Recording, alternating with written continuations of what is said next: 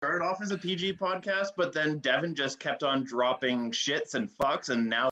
That's right. We are live. The ghost faced himself, Brandon Tanev. This isn't like the start of last season when it looked like the Canucks were just a beer league team not playing defense at all. And just before Chris goes, no, I'm kidding, Chris, you can actually go now. no, hold on. We had to give more time for coming on late. So. I still had, hold on. All right. Chris, go, and then I got something else to say at the end. So, an elf and a midget in 2 back-to-back games. He's definitely on a friendship tour for sure. Saying, oh yeah, I'm okay with him being, the 6'7" defenseman. No! He is a AHL defenseman right now. Look, Shonky, don't mind Devin, okay? We all struggle with Devin, so you know. Well, hello, everyone. Welcome to the Shifts and Pucks podcast. You can, of course, follow us on Twitter at Shifts and Pucks, Facebook.com, Shifts and Pucks, YouTube.com, Shifts and Pucks, Twitch.com, Shifts and Pucks. Subscribe wherever you get your audio, and as well as on the Area 51 Sports Network, as we are live. Normally, we talk Canucks on Mondays, but it's the Calgary Flames and the Los Angeles Kings playing tonight. It turned out to be, I think, a bit of a more important game than we realized maybe a couple of weeks ago. We'll touch on that, and we'll get into some of the lineup changes. Unfortunately, Devin and Sean could not make it, so standing in place in a last-minute scramble, a last-minute emergency call-up. An emergency acquisition. That's a better way to put it than this. This doesn't count as one of your call-ups because it's an emergency. So you still have your 4 call-ups to make between now and the playoffs. Yes. Whew. There we go. Dan Stephenson, Fireside Podcast, joining me. How are you doing? Thanks for joining me. I'm doing good. How are you? I'm good. Ready for a big 4-point game tonight, as they say? Yes. Big 4-point game. The Kings both the Kings and the Oilers have somehow snuck up on the Flames and is now a little bit of a race, although the Flames still have 3 games in hand. I guess, let's start here. Are you worried? Are you concerned? How big is this game tonight for you? I've said this for a while. The Flames need to play well against the top teams. Nobody wins them all. This team's been on a pretty good winning streak since, February. And at some point, it's got to come to an end. We knew they couldn't win every game from February onwards. So, if you look at the playoffs, it's a 7-game series. Okay, so you lose one to Colorado. Maybe you lose one to LA. There's your 2 games there. Didn't look great against St. Louis. But I think as long as they're in the hunt and they're playing their game, they will get their success again. Yeah. I look back at the Oilers game, just was thinking back about that. And as fun as that game was, I think that they were starting to get a little stale. Like their game was starting to get stale. It was sort of reminiscent of what was happening during Family Day long weekend. They were winning. Things were looking good, sort of. The phrase I like to use, Kevin, that we've heard Daryl Sutter use is the team's been outscoring their mistakes. Yes. Yeah. And they totally did in that game. They totally outscored their mistakes. And they've been getting pretty clutch goaltending for the most part from Jacob Markstrom. We'll discuss how you use a goaltending here on this road trip. But I think they need to get on the road. They haven't been on the road since January. They haven't had a long. Lucic told the media after last game. He said, "We just need to go on the road." Yeah, and that's I when I was watching this game in St. Louis, I'm like, this looks like a team that needs to get away from the Saddle Dome. They look so comfortable. And I think not just with the Saddle Dome, but you got to remember these guys have really been home for 2 months. I mean, a 1-night trip to Vancouver is not much of a road trip. So not only the Saddle Dome, but you've got the wife and kids at home. You've got the daily routine. And these guys were able to get too comfortable, not only at the Dome, but at home and getting out of their daily routines and that sort of thing. And that's why I think it's time to go on the road, get to know the guys a little bit better, hang out together, get away from all the distractions and focus on hockey. They for sure. So I think this comes at a right time, and I think the Kings are almost the perfect opponent because this is an important game. I don't think after all this time spending in first place, I don't think you want to end up losing first place to anybody here. So you want to hold that as much as possible. And I know that the Daryl Sutter's other languages, we haven't clinched anything yet, including the playoffs. But I think that that's the big thing there. But I guess let's start with, and if you guys have any comments, questions, let us know in the chat. We'll get to those as well. But I guess the big news was before that game. And Brad Treliving called an impromptu press conference at 10:15, 9:15 my time, 10:15 your time. And it was announced that Sean Monahan was on season-ending injury, LTIR. It's his other hip. He has been playing with this for a long time. I guess we could have that whole debate about that or not.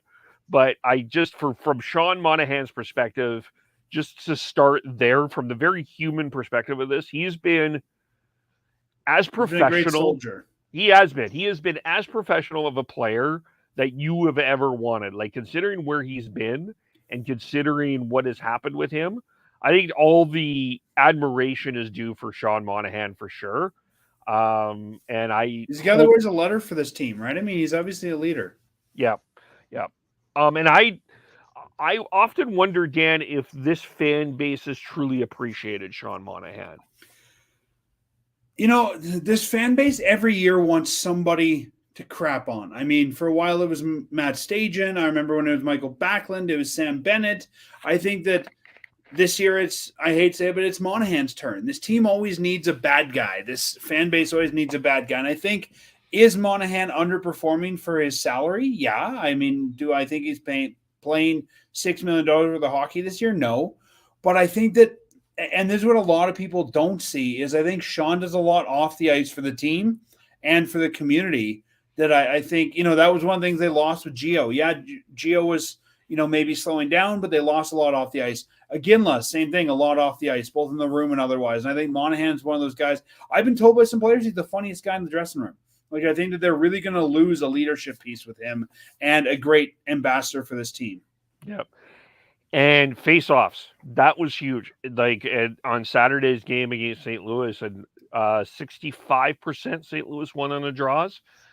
That's tough. And the other, like, I don't want to be negative here, but Mr. Negative Nelly here, but one of my concerns is everyone, when Ryan Carpenter was acquired, I saw a lot of people saying, Ryan Carpenter is going to take over for Sean Monahan. That's going to happen really quickly. And Daryl hasn't played him. And I'm not sure where we are at with Ryan Carpenter. Carpenter played last game. Carpenter's expected to play tonight as well. Yeah. Are we okay with him right now? He's fourth line center. I think he's an adequate fourth line center. Okay. I mean, the Flames called up Ruzicka today, and I think that'll become Ruzicka's spot. But I think if you're looking at a fourth line center to play with, Lucic and whoever they decide on the other wing, I think he's serviceable for that. If we got to talk about filling a top three center role, maybe not. But if you're playing him on your fourth line, I think he's serviceable. Yeah, that's fair. Yeah. So the call ups were Connor Mackey, because Oliver Shillington and Brett Ritchie, who had that hurt. That's the best way to say it. We don't know. They're not on this road trip, but they've called up Adam Ruzicka. They also called up Juuso Valamaki. Do we expect to see one or either of them on this road trip? The Flames don't really have another defensive option. I mean, Stone's expected to play tonight in place of Shillington. I think that the Flames want to see between Mackey and Valamaki who is their number 7 or 8, depending on how you look at it in the playoffs. I mean, if you look at, do you put Stone in first? Do you put one of them in first? We know some of the trials and tribulations of Valamaki this season. We haven't got a good look at Mackey, so I think you see them both. I think there's a back-to-back there where I think you'll see one and then the other. And, I mean, I think they both partly got called up because it's easy. They're in Stockton, teams in California, but, yeah, I expect to see them both. Yeah, I do too. I don't expect for them to stay after the road trip, but I expect to see them both. Yeah, I think this is an opportunity for them to have a look and kind of see where everyone is at. But the other issue is, and you brought this up offline, Stockton is in a position to win the Calder Cup, and you do have to wonder how you're going to play that in a lot of ways. Like, you don't want Mackey and Valamaki out of that lineup necessarily for Stockton. There's really no other defenseman down there. No, that's true. Yeah. And they don't have anyone that they could just, they don't have anyone from juniors or anything that they could pop up and say that you'd have to pull up an ECHL guy. Yeah. I mean, it's easy to find bodies right now, Kevin. It's like the NHL. It's easy to find a body if you need one, but if you're looking to put in a playoff blue line together, is it going to be someone that's going to help you hold that position? Yeah. Yeah, that's true. Yeah. Because I think that's the one thing that the Flames did a lot of really good things at the trade deadline, getting Kelly Yarncroc and Tyler Toffoli for sure. But I do think not getting a defenseman, I just did concern me. But the prices were way too high. Well, that's it. If Kulak goes for a second, I don't know that we wanted to play in that market. No. But that's the way that went there for sure. And the other side of this, I think, too, is maybe this is the best way to start this. What have you thought of Markstrom lately? Has he looked tired to you? He looks tired. I mean, it's a typical Daryl Sutter starter. Daryl likes to overplay his starters, and I think he's maybe overplayed Markstrom, especially, at home where Markstrom's been playing a lot. And I think maybe it's time to let Markstrom sit for a little bit. So who would you play Vladar tonight? I'd play Markstrom in LA because I think LA is a must-win. I'm of two trains of thought, Kevin. I think you could either play Markstrom till you clinch and then make it Vladar's net for the rest of the season, or I think you play Markstrom tonight against LA. You get that 4 points, and then you might start of. There's a lot of back-to-backs here, and I think you might start to see more Vladar even outside those back-to-backs. But I think you might play Vladar almost exclusively until you've got a big game. Okay, so this week we've got LA tonight, then we have Anaheim, San Jose, and then Seattle. Seattle, I think is Vladar's net. Yeah, that would be for sure. Anaheim. Now, here's a crazy idea. Do you play Vladar in the back-to-back? Do you give him 3 or 4? I actually would. If they get the win tonight, I think you could just run Vladar for the road trip. Yep. And then you give, but the only thing that the one question then with the that homestand there, you've got Seattle, Vegas, Arizona. I think you give Markstrom Vegas because I think you want to make sure that if Vegas is making the playoffs, you want to make sure that they leave them with some doubt. So you give Markstrom that one, and you give him the April 21st one. See, I wouldn't give Vladar both of these Seattle games. If you're giving Vladar Seattle on the road, you give Markstrom Seattle at home. Give him a different look. Okay, and then would you give Vladar the Coyotes on the 16th? I think that's definitely. I think one of the Seattle games, the Coyotes are tailor-made for Vladar, if not both. Both. I mean, if you want to do it that way, Kevin, maybe do Vladar in LA, Markstrom in LA, Markstrom in Anaheim, Vladar in San Jose, Vladar in Seattle, Vladar against Seattle, and give him those last 3. So split the back-to-back and then go 3 with Vladar. Okay, so let's see. Okay, Markstrom tonight. So Markstrom LA, Markstrom Anaheim, San Jose Vladar, Seattle Vladar, versus Seattle Vladar. So you play Vladar essentially 2 Seattles and the Coyotes. Then you play Markstrom Markstrom Vegas, and then Vladar Arizona. So you're playing Vladar in really 5 of 7 then. Yeah, and I think that that should help him. Now, with the plethora of players that you also have here, if you're bringing up Valamaki, if you're bringing up Mackey, you brought up Ruzicka. maybe the other question that I have is do you think there's some other players that are looking a little tired? I think there are, but I think that maybe we treat the goalies like I would treat the players. Play them all till you clinch. As Daryl says, we haven't clinched yet. And I don't know. I start sitting those guys, especially with, as you mentioned at the top of the show, teams right on the Flames' heels. I don't know if I start sitting out tired guys. No. But I do think at some point here, like, when do you? Okay, let's maybe plan it this way. When is a reasonable time that they clinch? Like, you look at this schedule, and what are we trying to clinch? Are we trying to just clinch the playoffs, or does first place matter? I think first place matters, but you can't be first place if you're not in the playoffs. So let's just get to the playoffs first. Okay. I think based on the math, I was doing the math last night after our show. I think based on how other teams do, I believe we can have a playoff clinch by the end of the week. Okay, so my math could be off on that. You're probably the issue is going to be how everybody does, right? Like the West is so tight right now. Yeah. Let's be realistic. The Flames are not falling out of the playoffs. They might fall out of number one, maybe. They're not falling out of the playoffs. No.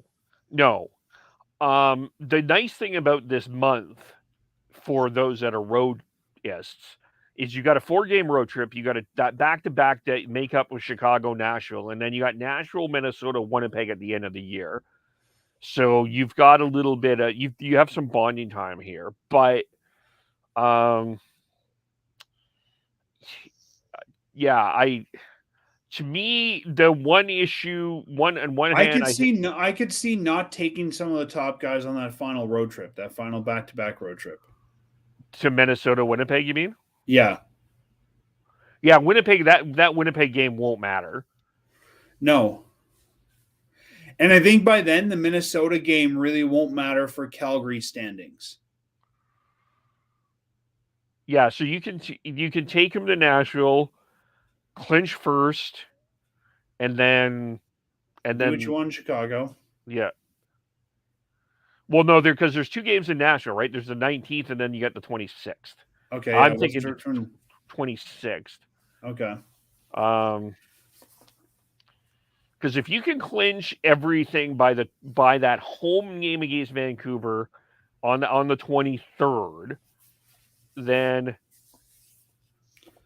And I think let's maybe look at this differently, Kevin. Instead of looking at maybe clinching and what we do, maybe we just got to start rolling lines a little bit better, not taking guys out of the lineup, which I think is maybe what you and I are both thinking. But how can we? And if everyone can be effective, let's just roll the lines and get guys rest that way. Yeah, that's a great point, actually. Good point. You should right now. If you look on paper, the Flames have 3 good lines and a 4th line. Yeah, the 4th line does what Daryl Sutter's asking them to do. Yeah. By all other measures, it's not the greatest 4th line. No, so I'd probably roll 3 lines and then put the 4th out there when you need to give the other guys a break. Now, would you split Lindholm, Gaudreau, and Tkachuk? No. So you keep them. I think especially right now where the team's on a bit of a funk, you've got to keep what's worked. Okay, so then do you have Backlund, Mangiapane, and Toffoli together? Sure, and I think again, if you're rolling lines, you could even move those guys around as need be. Right, and then that's Coleman, Dubé, Yarncroke. Yeah, I think I would start the game with those lines, and if somebody's looking hot, maybe Yarncroke, gets 2 goals, move them up or down. Yeah, that's the way. Like you can shuffle the middle 6. I think. Yeah, I think you can. I think you can interchange those middle 6 however you want to. There's lots of permutation we come up with, but I think the Flames right now are a sandwich. They've got an established top and an established bottom, and you can kind of shuffle the 2 middles. Yeah. And what have you thought of Yarncroke so far? He's about what I expected. I mean, this guy's not an offensive guy, right? He's a very defensive forward, 2-way forward. He's a cheap Michael Backlund, and I think we've got what we expected from him in that role, playing 3rd-line minutes. Do you like him at center? I do. I think he's the right centerman. I mean, let's just put it this way: you put him on wing. Who do you put at center? Well, the other two options would be either Coleman, who has played center before, or Dubé, who I don't think is a NHL third line center iceman. Coleman and Dubé are both better wingers. I think Järnkrok's fine at center. Yeah, okay. Like, because he played center with Nashville, and he did during their cup run. So, and I think, the nice thing about having that too then is you've got a guy who, if you need to move him around, you can. And if, let's say, Järnkrok gets kicked out of the circle or goes down, you've got two guys that are good enough centers. Yeah, I would put Coleman out there to take the face off if Järnkrok gets kicked out of the circle. But let's say Järnkrok goes out for a game or gets hurt, then I would return to one of those guys. But I don't think that Blake Coleman is a better center than Calle Järnkrok. No, that's fair. I'm asking in terms of what we're kind of thinking of where we're at with everybody here at this particular. The only thing I could maybe see them doing if they wanted to would be moving Järnkrok to the wing and putting Ruzicka there. But I don't think that's the right way to go.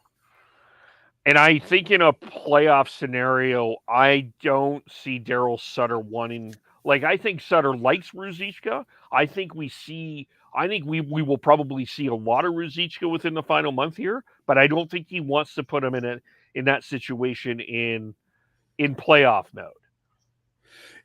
Unless he lights the lamp and unless he absolutely explodes, I just cannot see it. The only other reason I could see them doing it is I think another guy Daryl would like to get out of the lineup is Dubé. And if he has more faith in Ruzicka than Dubé, he might move Järnkrok to wing and put Ruzicka at center and take Dubé out. Yeah, Dubé is making that has been a fascinating conversation, really, hasn't it? The whole Dubé center thing. It's been a fascinating debate to me throughout the year. I mean, this is good for a debrief whenever the season ends, but I don't think Sutter's been truly enamored with Dylan Dubé, but I don't know if Dubé, it's been a situation where he's been able to take him out of the lineup. And I think really the biggest problem with Dubé is his money. He's 2.75. We expect more. If Dubé was 800,000, no one would be complaining. Yeah. Dubé's $1 million, no one would be complaining. But 2.75 for a team that's going to be looking for some cash next year, that's going to be a tough one to justify, I think. Yeah, that's a. And for a team that could use some cash this year, I think that's been a tough one to justify. I mean, if you look at what's available for 2.75, that's tough. Yeah, no, for sure. And I still think that there's this mindset that from some Flames fans, maybe, that he's a prospect. I think Flames fans, and I'm sure, I mean, I don't follow the Vancouver Canucks as much as you do, but I'm sure this happens in all markets. We tend to grow overly attached to our homegrown talent. Yeah. We get overly attached to the guys we draft. And I think at some point we have to say, you know what? He's a good player. This is not the market for him. I think Sam Bennett was a great example of that. Yep. Yeah, you're right. Yeah, no, and Vancouver, there certainly have been players like that as well, where, maybe sometimes a little bit too much love, but at the same time, I guess you would have to look back at when someone does the documentary on Ole Juolevi, that might be entirely different, because he was, I think that was a guy that was trapped from the very beginning because of he was drafted just before. Well, that's it. I think that there's always, guys that are maybe, I mean, Yakupov, we don't have to get in the Oilers, but there's guys that are maybe not drafted where they should be, or are there's too high of expectations because of where they go. And then there's guys that are just, you know what? I mean, Dubé's a mid-round pick. I forget if he's a 4th or a 5th. He's somewhere in there. Like, you only expect so much from those guys. Yeah. I'm not saying Dubé's not a good NHLer. I just think, maybe the team paid him a little too much as trying to, pay for what they thought was the potential. We didn't know if Mangiapane would be as good as he is, right? So, I mean, you got to try it, but I think at some point you got to be willing to cut bait. Yeah. And when Manj is making 2.4 and Dubé is making 2.3 and Mangiapane has 30 goals, Yeah. Yeah, that makes it tough. Now, would you I change think there's 30 teams that would love to have a Dylan Dubé at the right price, and I think and we can talk about this in the offseason, but I think Dubé is a piece that you might be able to move if you need to move Lucic, for example. It's a sweetener. Yeah, probably. Yeah, Tyler's favorite word, sweetener. I'm glad you brought it in there. So, yeah, I got my bingo card in front of me.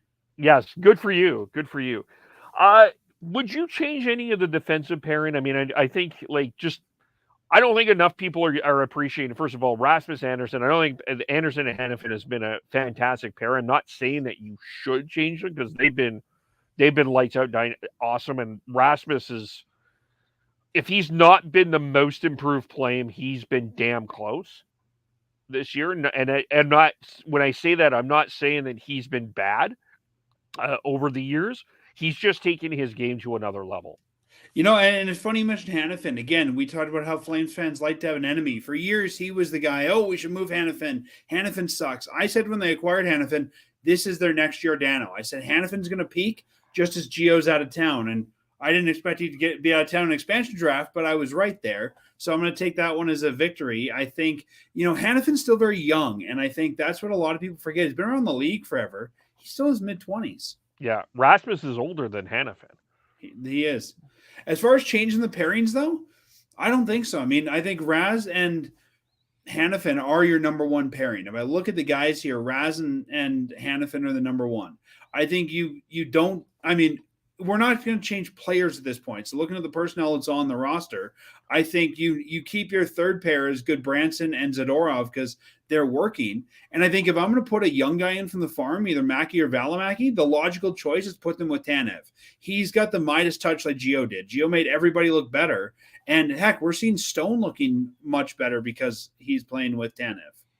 Yeah, I think Tanev can help hide some of the mistakes that Mackey or Valamaki are going to make. Yeah, I agree with you.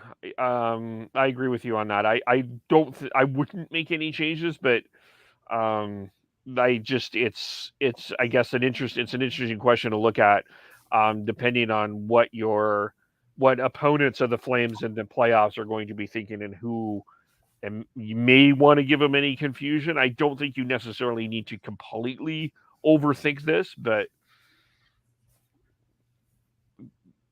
from my end, I don't know what your thoughts are on that, but yeah, I mean, well, I don't know if we're talking regular season or playoffs. I think playoffs, you've got to kind of go with what's working. That's not the time to try new pairings. I think the defense is working. Like, why change something that's not broken for the sake of changing it? If you get into a scenario in the playoffs where you think you need to make a change because someone's figured out a pair, make that change then. But I wouldn't be, as a coaching staff, trying to break them up unless, the stats in the video show that's what needs to be done. Yeah, fair. Dylan in the chat, he says, I don't often say this, but go Flames go. He's a Ducks fan. And this is his comment. You don't need a goalie versus the Ducks. Just set up the shooter-tutor. Calgary will still win easy. There you go. So that sounds like a Dan Vladar game. Yeah. Dan the shooter-tutor Vladar.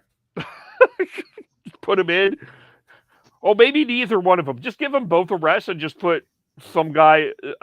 Jason LaBarbera, you're coming on down. Why not? If you have to do press conferences in the last minute, why not throw him in net just for the hell of it? That's right. And okay, so if you want to go for a crazy idea, then Kevin, they're in California. Give Wolf that game. Oh man, I'm not saying I do that, but if we're going by what Dylan says, and that you don't really need a goaltender, give Wolf the start. Get Wolf an NHL win. That could also do. No, but I know a lot of fans want to see Wolf, and that seems like a good game for him. Yeah. We need. I think the Flames need to put Werner in the AHL backup. Why not? Yeah, or Zaga. He's gone. Oh yeah, that's right. I wonder if we could get McNiven back for future considerations and put him in. You can't.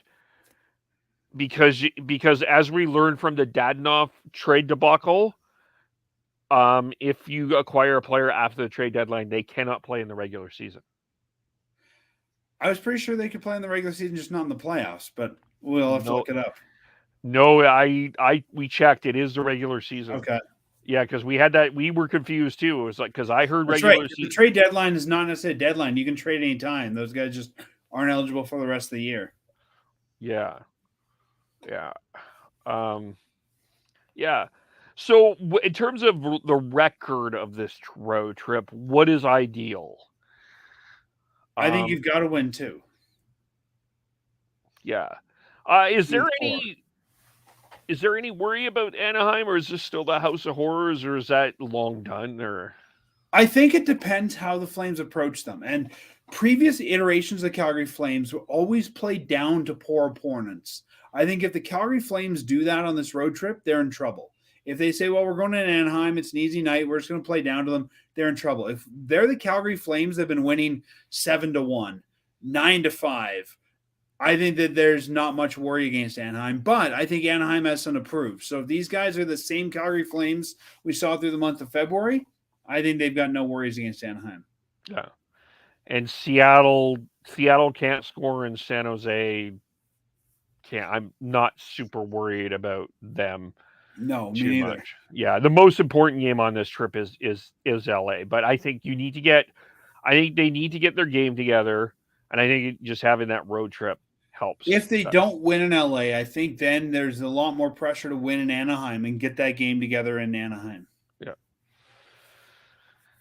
Yeah, I would agree with that. I think getting the win tonight cements everything else for the road trip.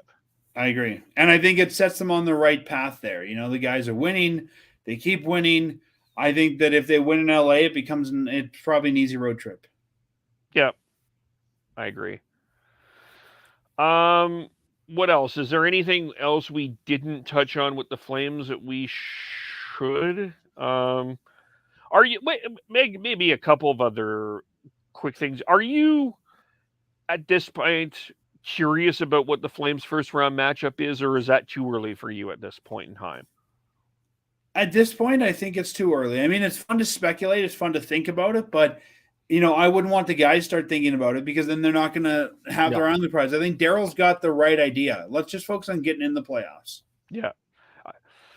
Yeah, he's been. Yeah, we've talked about that a lot about just the idea of Daryl Sutter just being the captain of the team in a lot of ways. You don't need a player wearing a C. You've got everybody wears a C on this team, Kevin. It's right here. Yeah, it's right. You've got a point. It's right there. It's much bigger. Everybody every night wears a C for this team. Daryl Sutter's the captain this year. Yeah. I think that, we could sit here and speculate all night who the Flames could play. I think if the Flames play the game we've seen them play to get to be number one in the Pacific, it really doesn't matter in the end for round one. That's fair.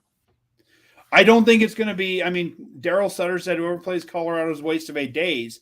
I don't think it's a quick, 4-0, but I don't really think it matters. The Flames can play their game. They will win round one. Might take 5 or 6 or 7, but I think they will win round one. Yeah.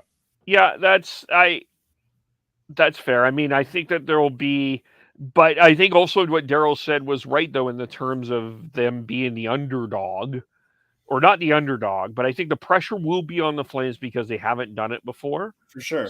Yeah. So if there's the odds of when we do the bets of if Calgary finishes in first, who was more likely to be eliminated in the first round? Most people are going to pick Calgary over Colorado. Yep. So there's that pressure on there for sure. Yep. Yeah. I really think that, I think in the West is going to come down to Calgary and Colorado.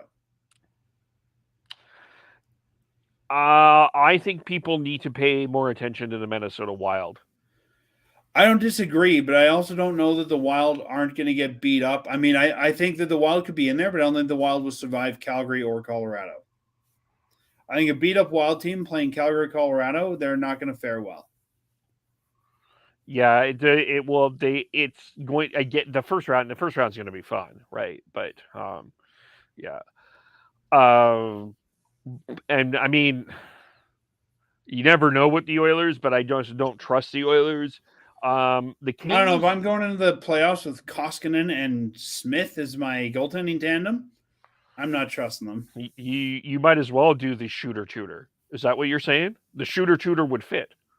There you go. Yeah. Where's Grant Fuhr these days? Where's Freddie Brathwaite or Cujo? Oh yeah, some of the legends. Andy Moog, bring back Andy Moog. Well, Bill I'm talking Ranford. about all guys that yeah, that's right. Andy Moog was with the Oilers for a little bit. Yes, he won a cup with the Oilers. He did. Bill Ranford, bring him back. All better options. Stuart Skinner. Skinner. I always do Skinner. Skinner. Yeah, because if he allowed a bad goal, that's what I would just do. Skinner. That's probably what they do when they call the farm team. So who do you guys need? Skinner. Yeah. If only the goalie coach down there was Chalmers. Oh yeah, Principal Chalmers. Yeah. Superintendent Chalmers. Superintendent. Yeah. Okay, so we're derailed. There we go. I don't think, is there anything else with the Flames that we need to chat about? You know, I would just say I know there's been a lot of people talking about this 3-game losing streak, and I think the Flames are due. I mean, they haven't lost 3 games in a row for a while. Every team loses. We knew they weren't going to come out of this not losing again. You know, we knew they were never going to not win or lose 2 in a row again. I think they were due for some losses. I think it's a great learning opportunity for these guys. And it's often harder for coaches, and we've heard Daryl and his staff say this, when you're winning, 7-1, 6-2. The guys don't really want to listen to things that are going wrong because they go, well, the scoreboard says we're doing okay. So maybe this is an excuse, an opportunity for the Flames to refocus a little bit. Yeah, and that's the benefit of the road trip. You can get away from sort of some of the other narratives, and this is an example of, how do I word that? The sort of the narrative around stats when, you're seeing Johnny Gaudreau, and, it's great that he has 91 points, but I don't think Daryl Sutter gives one hill of beans about 91 points.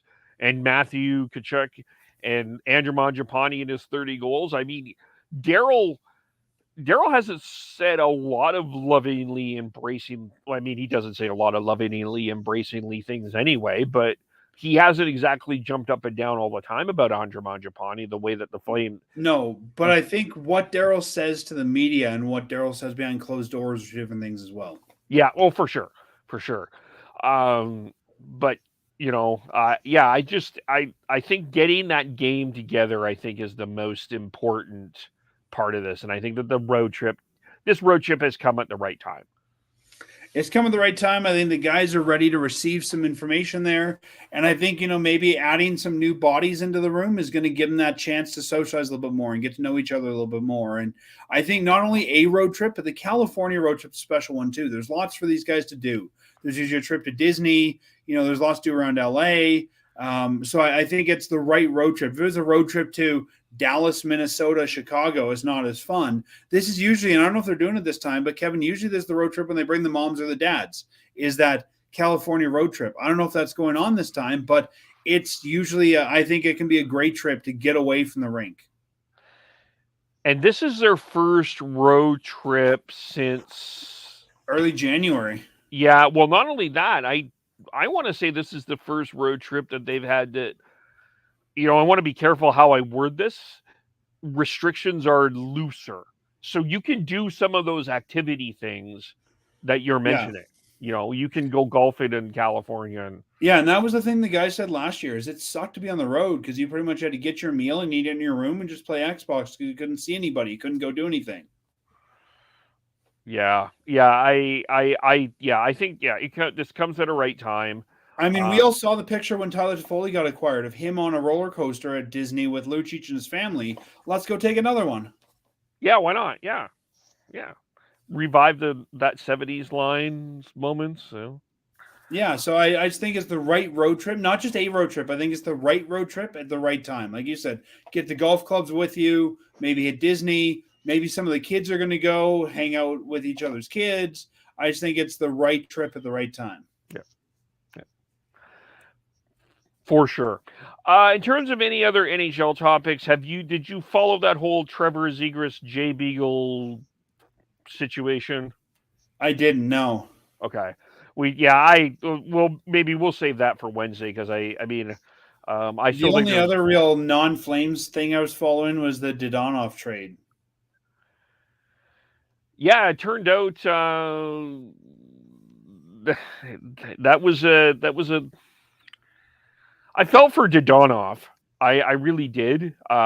Just kind of a very unfortunate situation that he. But what I never understood, and I said this before, and I'll say it again, like, why do you not communicate with the player that you're, okay, look, this is a place that we're thinking of trading you. Mm-hmm. Like, and I think deadline day too, things happen very quickly, Kevin. Yeah. I mean, that doesn't seem like a trade. That doesn't feel like a trade to me, looking at the return on both sides that was talked about for weeks and weeks. But apparently the Vegas was shopping Dodonov around for some time. So if you're doing that, you can say, okay, or even at some point, don't you just communicate with your players? Okay, can we just make sure that we have your no trade list so we are aware? We're not saying we're trading you, But I think you don't ask that if you don't know there's no trade list. I mean, the Flames are going to go to Trevor Lewis and say, do you have a no trade list we should know about? Like, I think you assume you know about the no trade list. Yeah, I think it's going to be better for the league because I think we're going to get a central registry of no trade lists. Yeah. Yeah, I know. I think that's good. And I'm waiting for it to leak how many no trade lists Edmonton and Winnipeg are on. I think most Canadian teams are on quite a bit of no trade lists. I mean, probably Arizona's on everybody's no trade list. Yeah, and I think it depends if it's, and I've heard from people too, that list often changes when you're single versus when you're married and have kids as well. A lot of single guys like going there because there's a lot, it's nice and that sort of thing. Wife and kids don't want to move to Winnipeg in the winter. Why? Is it cold? Can be just a little chilly. It's a little chilly. Oh, the -20s scare people off. Oh, that's fair. Especially when they're used to Fahrenheit. Yes. Yeah. Yeah. All right. And I guess we'll leave it there. Just for everyone else, we still have the contest with the Pig and Duke that we're going to be doing the draw here soon. We have, of course, if you retweet all of our pod clips, news packs, podcasts, it enters you into a draw for tickets for the April 23rd game between the Vancouver Canucks and Calgary Flames. When do you think the Calgary clinch by? Maybe Calgary clinches by April 23rd. And then Sean, Devin, and Chris are there. And Devin is celebrating, and Sean and Chris may be crying. Who knows? And you can join them there.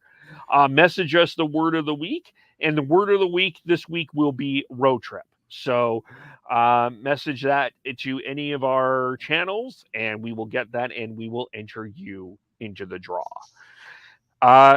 So Dan, tell for those who don't know, as you're on the Area 51, I think is this your debut on the air when we've joined the Area 51? I believe so, yeah. Well, so welcome to the Area 51 world. Tell the Area 51 world about your podcast.